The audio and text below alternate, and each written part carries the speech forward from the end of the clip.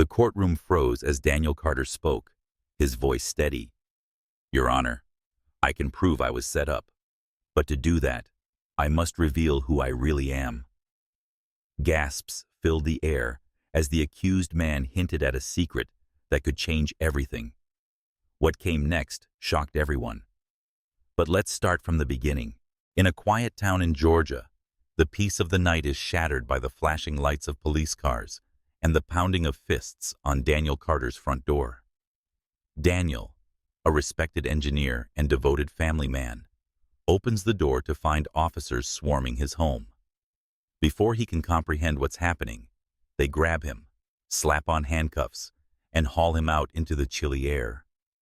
His wife, Mia, stands frozen in the doorway, clutching their son, Ethan, as tears well in her eyes. Daniel's protests echo in the street. "I didn't do anything," he yells, his voice tinged with disbelief and fear. Neighbors peek out from their windows, their whispers cutting through the night like blades. Leading the charge is Detective Mark Whitaker, a man whose name carries a weight of controversy and a reputation built on bending the rules. Whitaker smirks as he declares to onlookers, "We've got solid evidence tying him to the robbery." His confidence is chilling, his words like a verdict spoken before a trial. In court the next morning, Daniel, dressed in the same wrinkled clothes from the night before, stands before the judge. The prosecutor wastes no time presenting what they claim to be damning evidence: fingerprints found at the scene of a violent robbery. The judge's stern gaze pierces through the tension in the room, while Mia sits silently in the gallery, her hands trembling as she clasps them tightly together. The arrest sends shockwaves through the community. Local activists take to the streets, holding signs and chanting, demanding justice for Daniel. "Another black man, wrongfully accused," they cry, their voices rising above the noise of the media frenzy. Meanwhile, news outlets seize on the story, painting Daniel as a dangerous criminal, fueling the fire of public outrage. Inside and outside the courtroom, the sense of injustice is suffocating. The air feels heavy with unspoken questions. How could this happen to a man like Daniel? And more importantly, how far will he have to go to prove his innocence? Daniel's once stable life begins to crumble piece by piece, leaving a trail of uncertainty and despair. His employer, citing a vague policy, places him on indefinite suspension, effectively stripping him of his livelihood. Friends and neighbors, once warm and welcoming, now avoid eye contact, their whispers and sideways glances cutting deep into his family's sense of belonging. Mia, his wife, shoulders the impossible burden of keeping their home intact. She smiles for their young son, Ethan, pretending everything is fine, but the cracks in her strength are visible. At night, when Ethan is asleep, she sits in silence, her hands shaking as she wonders how long she can hold everything together. Meanwhile, Daniel sits in a cold, gray cell, replaying the events that led to his arrest. The weight of the accusations presses down on him, heavier with each passing day. He remembers the humiliation of being paraded in handcuffs, the flash of cameras, and the jeering voices that labeled him guilty before the trial even began. He clings to his innocence, repeating to himself, "I didn't do this." But the words seem hollow in the oppressive silence of the jail. Outside the walls, the case begins to show cracks of its own. Emily Hayes, a relentless local journalist, starts digging into Detective Mark Whitaker's past. She uncovers a troubling pattern: cases riddled with inconsistencies, coerced testimonies, and even allegations of falsified evidence. But every attempt to expose Whitaker's methods is met with bureaucratic stonewalling.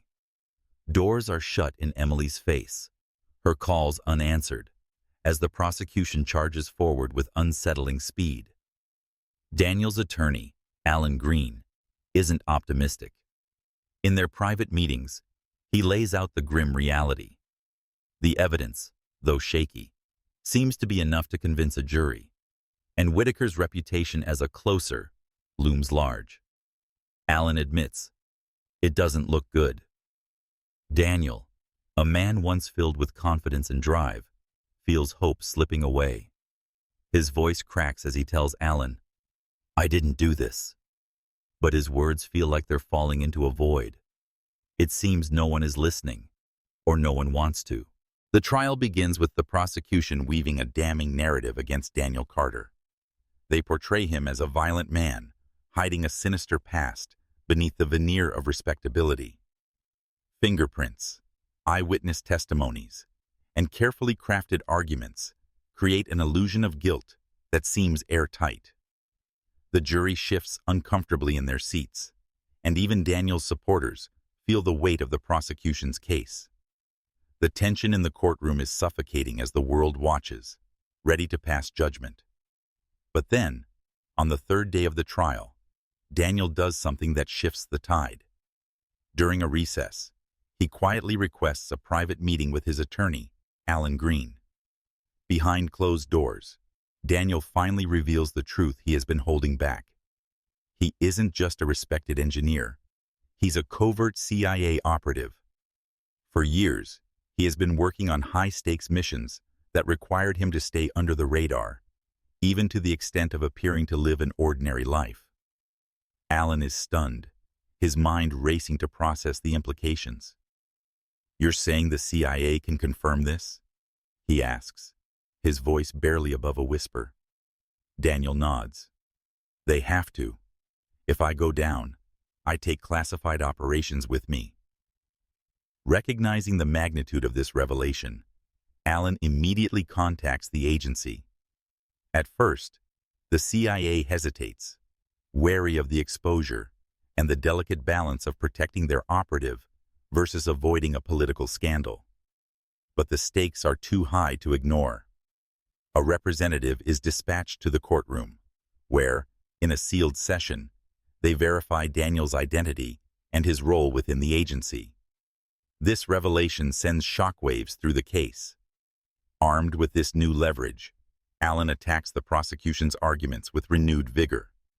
He methodically dissects the fingerprint evidence, exposing critical errors in its analysis. He then lays bare Detective Whitaker's history of corruption, linking him to a pattern of misconduct that had previously gone unchecked. The media picks up the story, and public opinion begins to shift. What started as a straightforward criminal case now looks like a shocking instance of systemic racism, police misconduct, and a miscarriage of justice. The courtroom, once filled with doubt, begins to lean toward the truth. Daniel's quiet resilience and the exposure of the truth start to turn the tide in his favor. On the final day of the trial, Allen presents his closing argument, emphasizing the flaws in the evidence and the prejudice underlying the investigation. The jury deliberates for hours, and the tension in the courtroom is palpable. When the verdict is finally read, not guilty, the room erupts in a mixture of relief and outrage. Outside the courthouse, supporters cheer for Daniel, while Whitaker silently slips away, his reputation in tatters. Emily Hayes publishes an expose on the case, exposing the depth of corruption in the local police department. Whitaker is later indicted for misconduct, and several cases he worked on are reopened. For Daniel, the journey doesn't end with the verdict. He returns to his family, but the experience has changed him. He decides to leave his covert role at the CIA and use his skills to advocate for criminal justice reform. His story becomes a rallying cry for those fighting against systemic injustice, inspiring others to speak out and demand accountability. Daniel's journey from a falsely accused man to a symbol of hope resonates with millions, proving that even in the face of crushing injustice, truth and resilience can prevail.